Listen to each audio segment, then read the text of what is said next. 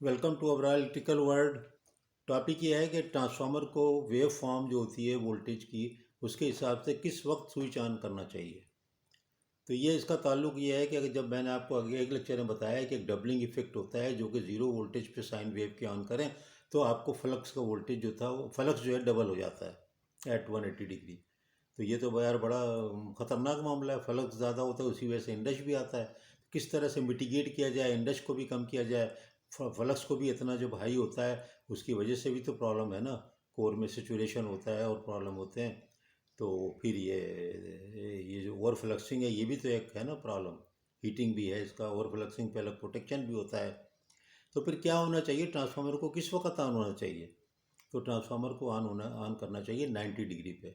जब ट्रांसफार्मर को 90 degree voltage की वेव फॉर्म पे उस वक्त स्विच ऑन करेंगे तो फ्लक्स जो है डबल नहीं होगा। फ्लक्स जो है वो 5 मैक्सिमम ही रहेगा 180 डिग्री पे, और वेव फॉर्म बिल्कुल उसी हिसाब से चलेगी जैसे वोल्टेज की है। तो ये जो है देखें कितनी मैंने शॉर्ट तरीके से आपको बताया। और ये याद रखें, लेक्चर में क्यों दे रहा हूँ छोटे छोटे छोटे, इससे दे रहा हूँ जिन लोगों को उलझन होती है ग्राफ से और ट्रिग्नोमेट्री से मेरी तरह, तो वो जो है ना वो उनको टेंशन ना हो और वो बात को समझ जाएं। बात को समझ जाएं, इस्तेमाल कर सकें, इंटरव्यू में जवाब दे सकें। वहाँ ना कोई ग्राफ बनवा रहा है और ना कोई वहाँ पर इक्वेशन डिराइव करवा रहा है, ना आपसे प्रूफ करने को कह रहा है। तो लेकिन इसको सबके doubling effect, mitigation of the doubling effect, उसको कम करना, ट्रांसफार्मर को कब ऑन किया जाए, इंडक्शन करंट की बात, और ये सारी चीज़ें, रेजिडुअल मैग्नेटिज्म का इफेक्ट ऑन डबलिंग फ्लक्स, ये सब पे मैं अलग अलग आपको लेक्चर दूंगा जो कि ग्राफ होगा जिसमें, और एक अलग लेक्चर होगा जिसमें टिग्नोमेट्रिकल उनका प्रूफ होगा, मैथमेटिकल डेरिवेशन होगा।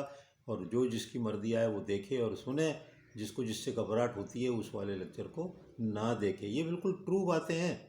ये ऐसे मजाक में नहीं कह रहा, मैं खुद ही इतनी मुझे शुरू शुरू में उलझन होती थी, लेकिन शुरू से चूँकि पढ़ाने में लग गया और फील्ड के साथ साथ ही मैं पढ़ाता रहा और अब तक पढ़ा रहा हूँ, तो उससे ये फ़ायदा हुआ कि मेरी थ्योरेटिकल साइड स्ट्रांग हो गई।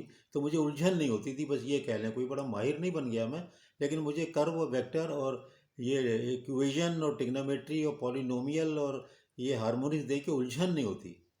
फिर प्लस ये मैंने बताया मैथमेटिक्स पढ़ाता हूँ, कैनेडियन मैथ पढ़ाता हूँ, कनाडा में स्टूडेंट को पढ़ाता हूँ मैथमेटिक्स।